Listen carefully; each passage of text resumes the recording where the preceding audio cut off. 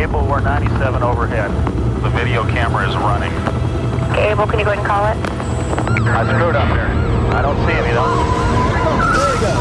He's trying to run over now. Okay, he's back. Get me an ambulance down here. It is just crazy. I just can't believe it. Very, very serious collision. Oh, he was moving pretty good. He was blowing traffic away. This bus driver is clearly out of control and must be stopped. 120 miles an hour right through the intersection. Suspect down, suspect down. Taking him down now, units stay off the air. Tonight you will see footage that is shot in actual pursuits. He is running. Get on the ground. Including footage never seen on television before. I didn't want nobody to get hurt. I panicked. This is the real thing. There are no recreations. You can't get away. You cannot get away.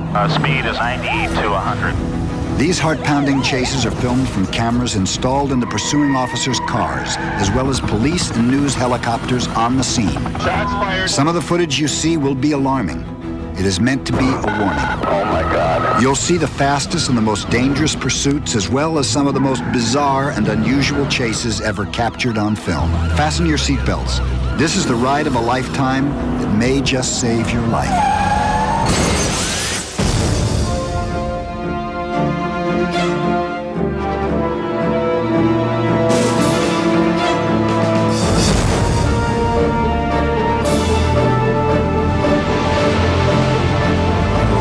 Captain C.W. Jensen. I've been a cop for 19 years. I hope this program is going to be an eye-opener for you. I hope that you get to see what I've seen, the tragedy, the hurt that comes when people run from the police. We begin in Southern California with the pursuit of a suspected bank robber. Since LA is the bank robbery capital of the world, this is one of the most typical reasons for pursuit. Units in the chase, be advised, Sheriff's Office and PD are involved. There are now several police agencies involved in this chase. Unbelievably, this man has been running from the police for over an hour, covering more than 90 miles of streets and freeways and driving at speeds in excess of 100 miles per hour. Units, northbound now. Still northbound. He is shooting through intersections with no concern for his own safety or the safety of anyone on the street. Units, be advised, he's coming up on Lakewood. He's traveling at a high rate of speed. Notice that the police are not following him through those busy intersections. This guy, he's going over the curb, across the grass, right into the intersections. He's not slowing down for cross traffic. Watch what happens as he tries to outrun this truck at the intersection. Ooh, he hit. He is hit by that truck, and the force of the impact threw him into the curb, but he is not stopping. He is not even slowing down. What you are about to see now is incredible. There's smoke coming from the right front of the vehicle. Now the tire is coming apart. Fragments of the tire are flying off the car. Still, he isn't slowing down. Advise direction. Subject vehicle now getting on the southbound car. Determined to make one last run for it, he gets back on the freeway. Suspect vehicle southbound approaching Crescent. Even though the car is disabled, he is still staying ahead of the police. Oh, he just lost his front wheel. It's collapsed. There's sparks flying up. Still southbound, vehicle disabled. He has no tire and he is still not giving up. He is maintaining his speed, still passing vehicles on the freeway. You can see he is actually digging a furrow into the pavement. Driving on the brake cylinder right now. Stand by. He is off foot now. Foot pursuit. Now across the center divider. He's running eastbound across the northbound lanes. He is running across 4 lanes of freeway traffic. It is incredible that he hasn't been killed. He's climbing that fence now. He has something in his hand. Looks like he dropped the money. Stand by. He's picking it up. In a ridiculous moment of bad judgment, he's actually stopping to pick up the money. I'm stuck on this side of the freeway. There's a unit just north of him. Right now, he's climbing that fence now. He is surrounded, but he still isn't giving up. Units advised, still on foot. There's a unit just north of him. So the police have their man, and the bank got their money back. One big loser today is this man's sister, who loaned him her car to go to the store. People who run from the law don't stop to think about the innocent people that might be affected by what they do. Take, for example, our next chase, captured by a film crew riding in a police car. 18829, we're southbound Alameda, Fernwood Avenue. Los Angeles. This innocent passenger was trapped when her best girlfriend decided it would be fun to run from the police. I was screaming, please, pull over, don't do this, please, I have a baby. The car was stolen. We're now in pursuit. I was scared. I was really scared. I was like, If I die, what's gonna happen to my daughter? Just pull over, Maria. The accident seemed inevitable. When she had turned the corner, we hit a car. I was having my hands over my head. I wanted to throw myself out of that car. But even then, her friend didn't stop. Wilmington. We're now continuing pursuit northbound of Wilmington. They didn't stop for other cars, and they didn't stop for red lights. 1049 northbound Wilmington, approaching 103rd. After we turned there, then we hit a pole, and we cut the front end, and that's because I had put the car in park. Because I went up front and I put the car in park, and she got the car, put it back in reverse, and just went out. They were just plain not going to stop. I really thought I was gonna die. I really thought that I wasn't gonna see my baby no more. And I told her, so, Maria, please. Oh, Daddy, this is a Triple E ticket. 18849, passing Kalmaya.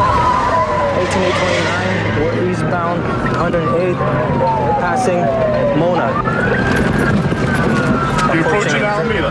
She's been out here. But eventually, their luck had to run out. 18849, we're still eastbound Imperial, passing Long Beach Boulevard. Hey, Airship, she's about ready to lose this left rear tire. The tire's gone. 18849, we're still eastbound Imperial. Code 6. 18849, we're code 6, Martin Luther King at Norton. Get on the ground right there. Get on the ground right now. Get your hands out to your sides with your palms up.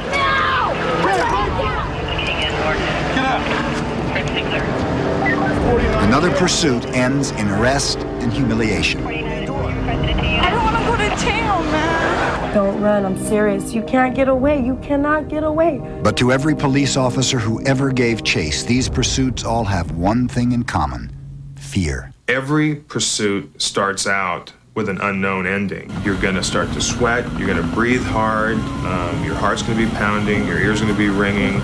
All those things happen. You can't help it. Garland, Texas. Pursuit of a robbery suspect armed with a shotgun. Dallas police began the pursuit. Texas DPS has now taken the lead. This is exactly the type of heart-pounding chase that cops hate. Heavy traffic and a desperate suspect. I have seen him at times up to 90 miles an hour. She's on the inside lane, which is fortunate for the rest of the driving traffic. This man is willing to take any risk, suddenly pulling off the road and then pulling back into oncoming traffic. As he was passing, he had a lot of stuff in the back of his truck, and stuff was flying out, and I can see that the troopers were very cautious how they approached the truck. The police are trying to get the entrances to the freeway closed. So they are getting ahead of at some of the on-ramps here and stopping the flow of traffic. But obviously, you can't stop every car at this time of the afternoon, 2:30 in the afternoon. Watch what happens as he tries to weave through the heavy traffic to get ahead of the police. Yeah, Sean, we're hearing now that the Garland Police Department is involved in the chase also. And it looks like they've taken up positions behind the Texas DPS. Oh, there he goes. There he goes. Oh, it's turned over. The truck just crashed. He misjudged by inches, clipped the left bumper on the truck, and never regained control. The police aren't taking any chances. That's the vehicle. Texas DPS coming out with guns drawn. They've surrounded the vehicle, and they're waiting to see if there's any movement from inside the vehicle. But the driver was unconscious, and everyone involved was still in shock. He was in the lane, passed me in the lane right next to me, and cut across over in the fast lane. He was moving pretty good. Oh yeah. I mean, he was blowing traffic away. It took 45 minutes to get the man out of the truck and get traffic moving again. And he was on the way to the hospital. As Captain Jensen said, nobody knows for sure how a pursuit will end, but there are 3 strong possibilities. You may, like this man, go to the hospital, or you may go to jail, or you may not be so lucky. Callahan County, Texas. There you go. Here's an angry 16-year-old driver who thought he could outrun the law. Incredibly, the teenage driver survived with a broken back. San Diego, California. Here we get a chance to see a high-speed pursuit from inside a San Diego police helicopter. We're involved in a chase, trying to catch up to it. And he is high speed. 42 George, we're in position. This chase began when the police spotted a suspicious car near a local high school. And this guy's very 505, passing all kinds of people on the wrong side of the road. He's hauling. This is the actual police radio transmission. Notice the helicopter pilot's reaction as the suspect hits a van on this narrow road. Holy smokes. Man, this guy is driving like a total idiot. In San Diego, they have a problem most cities don't. The suspect knows that if he can get across the border into Mexico, the police can't follow him. He's going towards the border, and he's outrunning me. Speed is about 90 to 100. He's taking the last U.S. exit. He's going to run. If he runs, Kevin, I'm going to put this thing down. He's going over I-5 westbound on Dairy Mart. Holy, he almost hit that construction guy. He's going to bail and go over the fence. I know. He's going to run across the fence here. Yeah, he's going to Mexico. Hang on, watch the cranes. I got the cranes. But the cranes are going to get me in the way here. I'm climbing. Before they could land, the suspect got over the fence and across the border.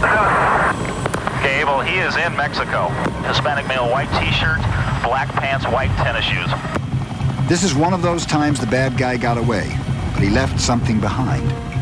He is across the border going into Mexico. Hidden in the undercarriage of the car, they found 3 pounds of cocaine with a street value of $150,000. His drug-dealing friends in Mexico may make him wish that he'd been caught in the USA. Oh, he's hit. He's hit. And he is high speed. Coming up on World's Scariest Police Chases. Top speed, red line, pedal to the metal. The world's fastest pursuits. And the most unusual chases ever caught on tape. He's getting out of control. A crazed bus driver rams the police. He's hitting the highway patrol units like toys. A runaway tank terrorizes a town. This guy is crazy.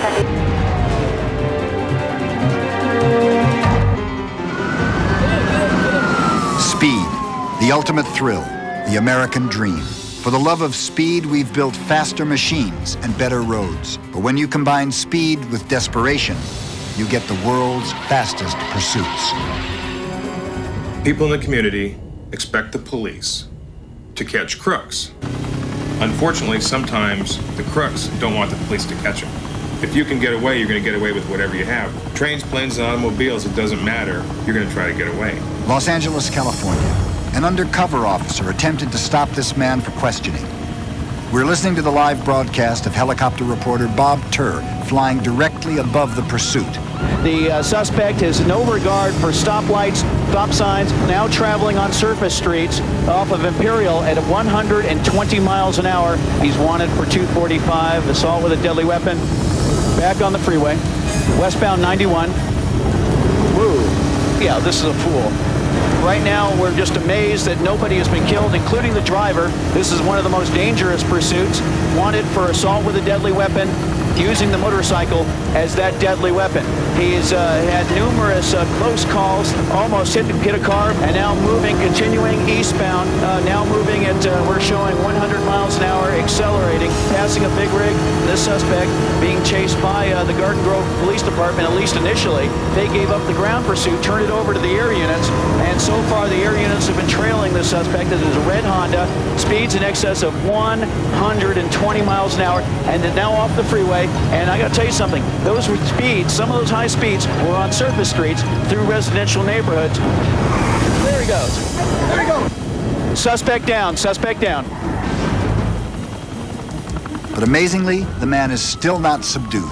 He's now struggling. He's struggling with the police. He's actually fighting the police officer as they try to handcuff him. Pursuit driving is probably one of the most exciting things a policeman can do. Because of the adrenaline dump, it becomes a very exciting event. You become challenged. This is what's called in many circles contempt of cop. This person running from you has disobeyed you, and you're going to go get him. Tampa, Florida. Pursuit of teenagers in a stolen car. This has to be one of the briefest pursuits in history. From the time these teenagers first see the police, decide to make a run for it, hop the curb, hit the tree, careen back onto the road, lurch once more into the park, and finally stall out in less than a minute. When you get in a pursuit, you've got two human beings in two real fast cars but one of them has been trained, and one of them falls back on that training. Primary unit identify. Los Angeles. This high-powered luxury car is stolen and the driver is desperate. He's been clocked going 120. The suspect not only has the advantage of a very powerful car, but he's more than willing to smash into anyone who gets in his way. Please identify direction of travel. The police, however, aren't going to be baited into driving as fast or as wildly as the suspect. He may have a much faster car, but the officers have the advantage of skill and training. At these speeds, it's only a matter of time until the car thief makes that one big mistake.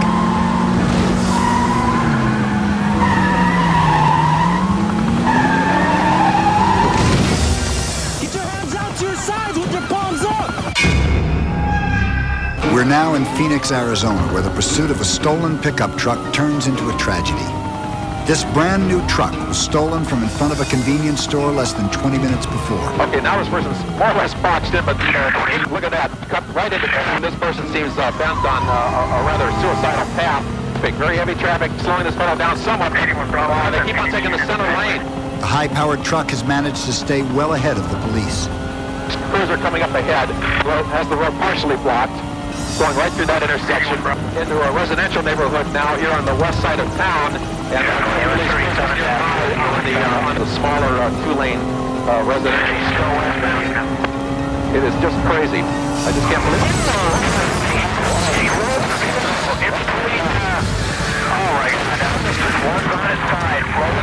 We've had a very, very serious collision down below us here. The worst-case scenario has, in fact, happened. Incredibly, the driver of the truck is ejected from the cab and thrown clear of the wreck as it shatters around him. Amazingly, he avoids being crushed as the truck rolls over and over. Dazed from the crash, he staggers to his feet and once more tries to get away. But this time, he doesn't get far. I gave the grid down. Miraculously, the driver of the other car survived. People who run from the law all have one thing in common. At some point, they all think they can get away. Minneapolis, Minnesota, a dangerous, high-speed pursuit of a fleeing bank robber.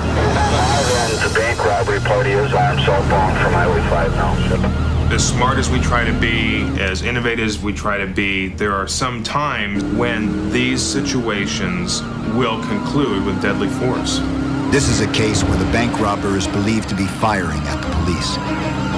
The police decide to shoot out his tires. We want to pull up behind him in a clear spot. We're going to take his tires out with a shotgun. An officer with a shotgun takes aim behind the fleeing car. Shots fired. Shots fired. Valley Creek Road. Shots fired. I believe the suspect vehicle is smoking. 61. His tire is out. Officers will use deadly force when that moment comes, when they realize that they must do it to protect the life of someone else. The driver still refuses to surrender. When all else fails, the officers are ordered to force the vehicle off the road. Bank robbery is a very serious crime. When officers are being shot at, it's a natural instinct to shoot back. And I don't have a problem with that if you're not putting the public at risk. Yeah, be advised, I got a signal 19. He's doing well over 90 now. He's not stopping. Albuquerque, New Mexico. Pursuit of armed suspects. Here's a situation where the bad guys had a souped-up car that was much faster than the patrol cars. Unable to stop the suspects in the stolen car, the officer asked for assistance from the truckers up ahead. Any 18-wheeler is monitoring this TV channel. There's a deputy sheriff pursuit southbound of a red vehicle. We need some assistance here. Fortunately, one of the truckers is an ex-deputy sheriff from Alabama. Officer, to your light now. Is that the little red car coming up behind you there? And he's coming right behind you now, coming up on your left. High rate of speed. Oh yeah, I got him coming up here now. Move it over. Racing down the center divider, the suspects try to accelerate past the truck. Barely missing another police car, the suspects pull back onto the road. Now it's getting deadly. What happened next surprised everyone. Realizing they would never get past the truck and might actually die trying, these two desperate suspects finally just gave up. thanks to a helpful trucker. More to come on World's Scariest Police Chases. A maniac in a tank. Yeah, he's rolling over just about anything he wants to. Bus driver goes berserk. He's hitting the highway patrol units like toys. Pursuit and consequences. The people who run and the price they pay. I've been acting stupid, obviously, right? He's gonna TC, just TC. Give me an ambulance down here. Give me an ambulance. If you're ever tempted to run, take 1 second to think about the consequences and who pays the price. Because if you run fast enough, and if it all goes right, you might just get away. But who picks up the pieces when it all goes wrong? What scares police officers is to be chasing a bad guy and to have that bad guy smash into a car that 30 seconds earlier was just somebody going to the 7-Eleven to get a quart of milk. That's what scares cops. Atlanta, Georgia. Here we see the all too frequent tragedy of a driver who thinks he can outrun the police. Okay, he's not stopping, Atlanta.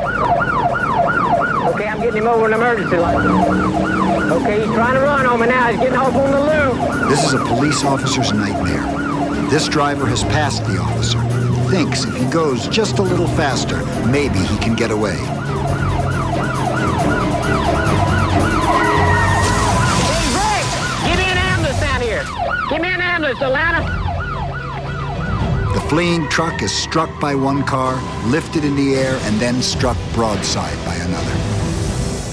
What you're about to see now is a grisly story of one man's crime and punishment. This pursuit began as a robbery in a suburb of Denver, Colorado. The teller in the bank recognized this man, Philip Hutchinson. As soon as the bank robber left, the teller called the police and the chase was on. All officers, 4593, a white over brown blazer. A news helicopter watched as the thief raced through suburban streets trying to elude the police. Adams County, it's reportedly Adam William Tom 271. Attempts to stop him turned into a deadly game of chicken. One officer couldn't get out of the way in time. As the helicopter pilot watched in horror, the suspect hit the officer, killing him instantly. Hutchinson never slowed down. Okay, we got an officer down here, and we need an ambulance. But moments later, he lost control of his vehicle coming out of a turn and smashed into a tree. Taking the money and the gun, he ran through empty yards looking for another vehicle, trying to stay ahead of the police. He's out of the car. Because of radio difficulty, the helicopter pilot was unable to tell anyone exactly where the suspect was. In a nearby parking lot, the bank robber spotted a young woman in a car with her baby. He tried to force his way into her car. Infuriated when the woman would not stop, he pulled out the gun and began to fire. When he first came over and opened my door, the thing I was thinking, he's going to be in my car. Where are we going to go? What are we going to do? What's going to happen? Is he going to kill me? And that's whenever I've never seen a man with a gun put his hand on my child, and that's whenever I realized, and I took off. Thought he shot my baby for some reason because the door's open. I hear a gunshot, and I thought for sure he had shot him. I thought I was dead. Within moments, he had found another hostage, forcing a 73-year-old man to drive him out of town. Boy, I said, this is it, John. I don't think you'll see tomorrow. He told me that I was a dead man if I didn't hurry and start that car. He told the man he would kill him if he made any attempt to signal the police. The police finally come to where the helicopter is hovering, but the suspect hides on the floor of the truck, and all the police see is an old man driving slowly down the street. While I'm climbing up, I bring the power in the helicopter to start climbing up, and the police cars drive past him. And Jim and I start screaming, what? And that's when I decided I needed to do something else. I had what's called a window of opportunity, which was maybe 10 seconds. I had to do it now, or it was history. The pilot realized that if the truck got to the main road, this man would probably kill the hostage. At that point, he dropped the helicopter in front of the fleeing truck. Then that helicopter is on the ground right in front of me. I can't move nowhere. And he told me, ram it. Ram it. and that blade was going around and everything, and I said, oh my God, we're going to get cut in pieces or something's going to happen to us. Then pretty soon, bang, bang, bang, bang, bang. Oh God, my. The helicopter was able to block the truck while the police came up from behind. The suspect pointed his gun at the police and then tried one final time to kill the hostage. But in the midst of all this shooting, one officer was able to pull the elderly man out of the truck, thus saving his life. When the officer decides to pursue, I think the thought process is the same as if he or she is going to shoot or not to shoot.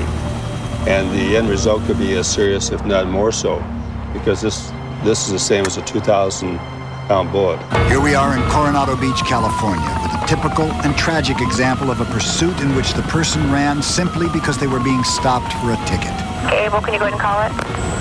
Abel, we're 97 overhead. Some people run thinking this is a game between them and the police. But to innocent bystanders, it isn't a game. Okay, he just 1183 to the next intersection. Keep going. Okay, he is bailed out. He is running. Tragically, what the driver didn't realize was that an innocent bystander was sitting here, waiting for a bus. Miraculously, the bystander survived. Wayside Prison, Valencia, California. This man lost everything because of a joyride that led to a pursuit in which he hit a police officer. I just had a crazy thought. I said, well, I can take this truck for a ride. And I jumped in, and I took off. He was sentenced to a mandatory third strike, 50 years to life. I didn't want nobody to get hurt. All I wanted to do was get away. Unfortunately, somebody did get hurt, and that person has to live with it. We both had to live with it.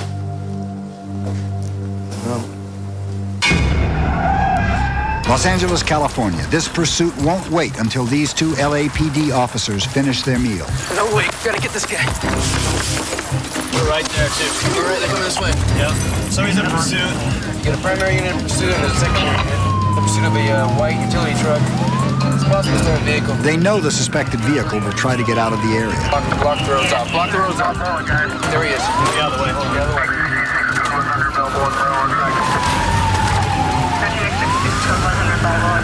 Secondary. This car quickly pulls ahead to take the lead position. 7946 will be primary. Go in front of it. Right. Now primary, But the suspect has a plan to get away. He's trying to get the accelerator to stay down so that he can bail out. Accelerating rapidly, the suspect pulls ahead, almost losing control of his truck.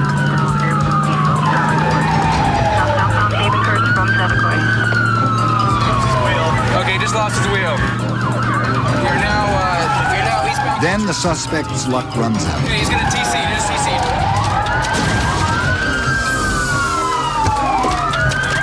The traffic collision turns into a foot pursuit.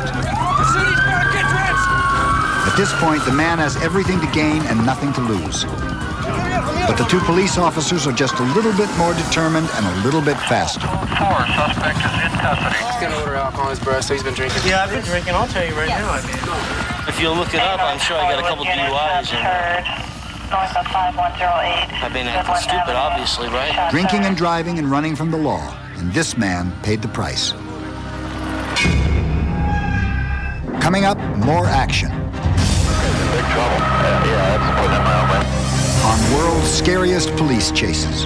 And he's backing up into a house. Bizarre and unusual pursuits. This was actually the most scared I've ever been in pursuit. We just heard a crunching noise, crunch, crunch, crunch.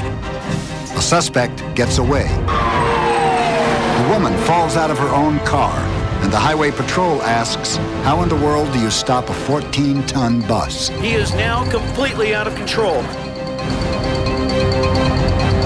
Pursuits are frightening, some are reckless, and some are just plain bizarre.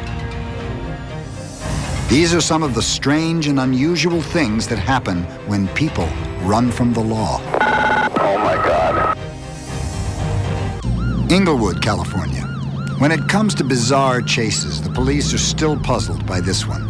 An officer saw the man and woman inside this car having an argument. But when the officer tried to stop the vehicle, the driver roared away without giving the woman a chance to close her door. Then when the driver executed this unusual U-turn, both the passenger and the driver fell out of the car. Get on the ground! Ma'am, are you okay? Even then, the officer couldn't get this man's attention. I told you, get on the ground now! Get on the ground! Officer, she's with me! Get on the ground now! This don't make no sense! Well, that's an example of why people will run, because they're arguing. There's no reason for them to run, but they run. They're obviously not buckled in with safety belts. The door flies open and they fall out. Fortunately, no one was hurt, and fortunately it ended up reasonably well, although I'm not sure where the car went after they fell out. Sylmar, California. This suspect was ahead of the police until he made one slight error. But when someone really wants to get away, they don't let one little mistake slow them down. Watch what happens now.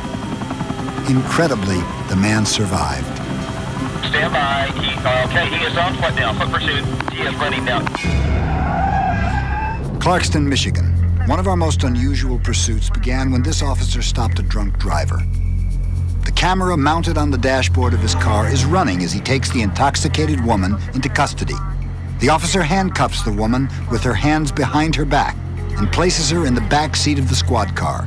But watch what happens when his back is turned. With the camera still rolling, the woman somehow gets into the driver's seat, gets her handcuffed hands in front of her, and roars off drunkenly down the road.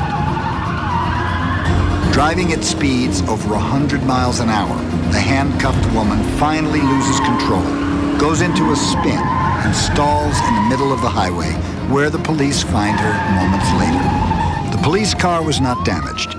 This was fortunate because the Clarkston Police Department only has 2 cars. Nobody kisses their wife or their husband goodbye to go to work and say, honey, I hope I get into pursuit tonight. No one says that. No one wants that. No one asks for that. Brentwood, California. In the history of horrifying pursuits, there has seldom been an equal to this nightmare on the highway. It began in San Diego when a disturbed man was turned down for a job at this bus company. He stole a bus that was parked at the terminal and then led the police on a terrifying 4-hour chase. The police could only follow and watch because, after all, how do you stop a bus? Okay, on the 405 freeway, continuing to travel on the 405 freeway, California Highway Patrolman still following. My partner and I ended up being the primary unit as it came down through Mulholland. Bus, big 3-axle bus, that's a lot of weight. So just having that large of a vehicle being driven by someone who obviously doesn't care what happens, that's what makes it dangerous.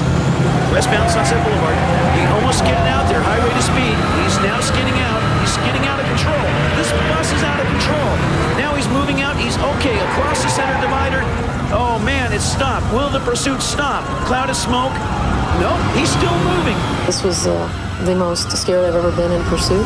Okay, coming off the off-ramp here at Sunset Boulevard. He's knocked out the lights, smashing a vehicle, smashing another vehicle into the intersection, rear-end accident. He's going now without lights. Police air unit overhead. California Highway Patrolmen are still in hot pursuit. He is now completely out of control. The sparks flying from this chain link fence that the driver has trapped underneath the bus. That is like a flying guillotine. There was one point he was making turns on the roadway and he's dragging 15 to 20 feet of chain link fence. It's like crack the whip because the chain link fence is just spinning out and hitting cars. So he proceeded down Waterford, which is a dead-end street, and I pulled up behind him thinking we were going to do our normal felony stop, and I saw the backup lights. Okay, he stopped. He stopped. Highway Patrolman now, wait a minute, he's backing up. He's backing up.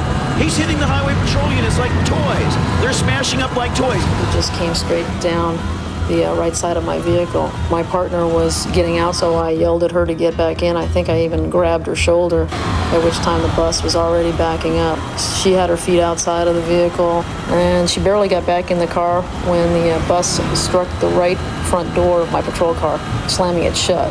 Glass was flying, sirens were going, and it hit those vehicles like they were matchbox cars. And the next thing I know, he's coming back forward towards my patrol vehicle, So I backed across up onto the sidewalk, and the bus went driving right by my front end, and I remember the driver looking right at me, just staring at me like, "You're next." I knew it was going to back up into me, so it was more of a last resort. If I'm going to die, I'm going to try and do something.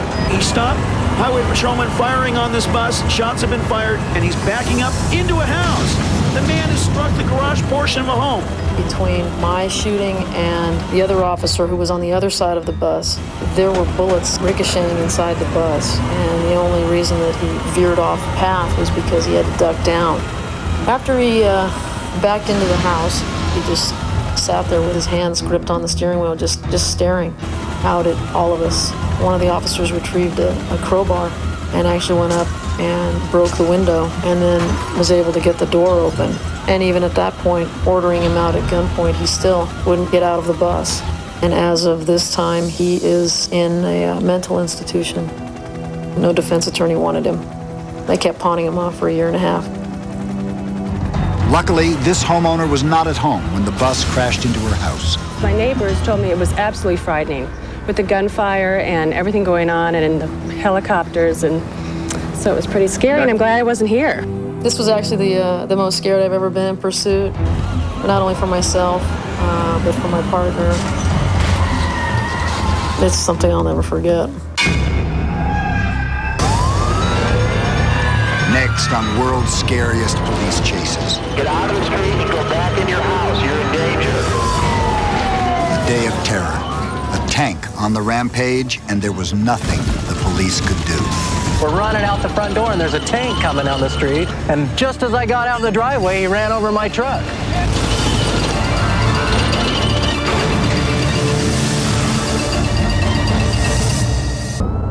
San Diego, California, pursuit of a stolen military vehicle.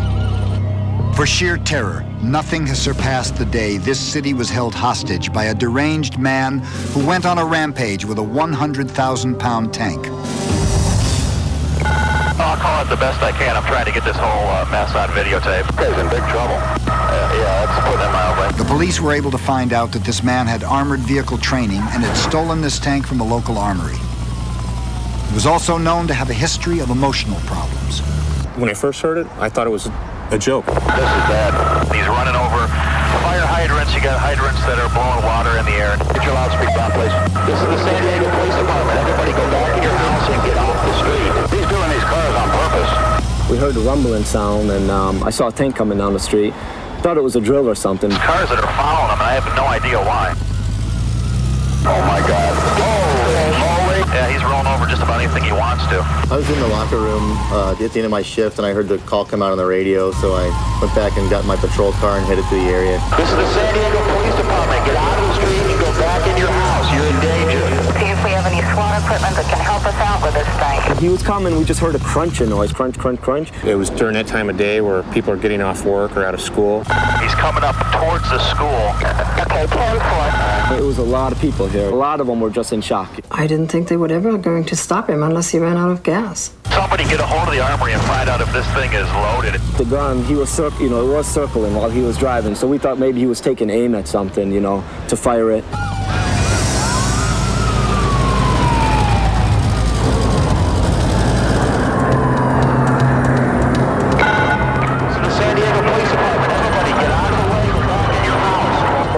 The front door, and there's a tank coming down the street.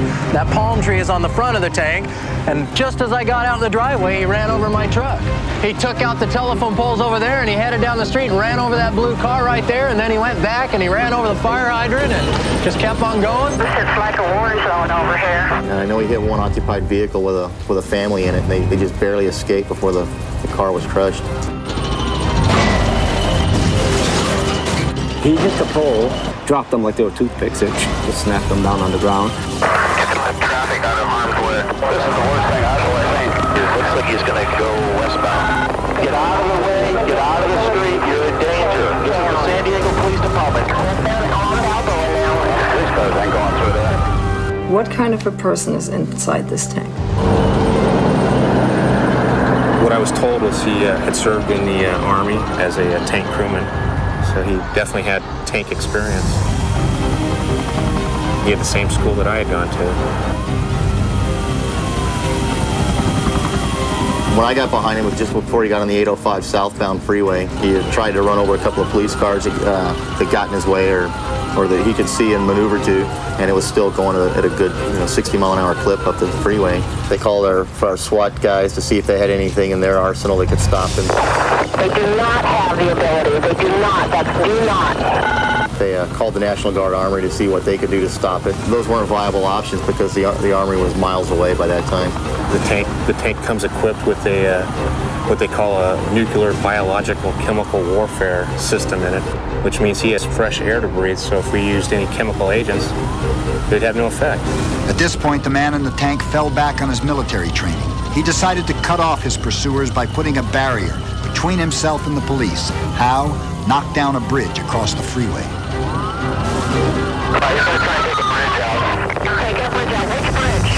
It's a pedestrian bridge. When he got on the freeway, he made an abrupt right turn and he struck one of the support pillars that hold up this pedestrian footbridge. My concern was he was trying to collapse the bridge to prevent us from following him.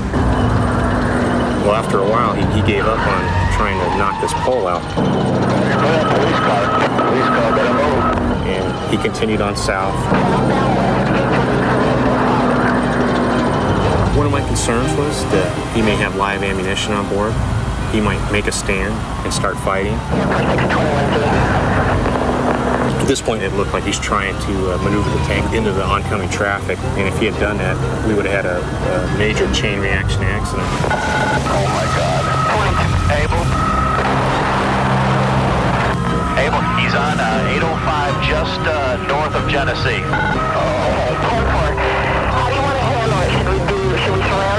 Well, we're doing that as we speak. They're trying to get the hatch open right now. The police knew that the gravest danger still lay ahead. They didn't have time to stop traffic coming down the opposite lanes of the freeway. If this man got the tank free and into those traffic lanes, the results would be horrible. I used the bolt cutters and cut the hasp on the bolt, twisted the lock off, and opened up the hatch. At that point, we could look down in and we could see the driver. He never answers. He looked back and he made eye contact with Paul, so he knew we were there, and he could see both Paul and I through the hatch. Right now, he's trying to come undone, and the pavement underneath him is breaking up. It's possible if he keeps jerking this thing side to side, he might be able to break that pavement loose and roll again. The tank had to be stopped right now, and the driver had to be stopped, and Paul had to get in there and take control of the tank. So I fired one round, and struck him on the shoulder and traveled diagonally down through his body, and it was an immediate fatal wound. Had he not become high center on the center divide, I have no idea what would have happened. I know that people on the other side of the freeway would have been hurt or killed because there wasn't room for that tank and all those cars over there. A bizarre and terrible reminder of just how powerless we are.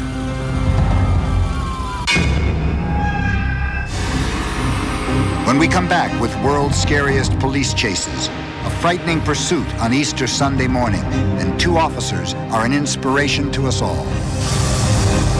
As long as they think they can get away, some will run and some will crash and burn. But when people criticize the police and their pursuit policies, they might consider this officer, who ended a high-speed pursuit by risking his own life to rescue a fleeing suspect from certain death in a burning car. Luckily, he and his partner were able to pull the driver to safety just seconds before the gas tank exploded. This man owes his life to cops who truly believe they are there to protect and serve.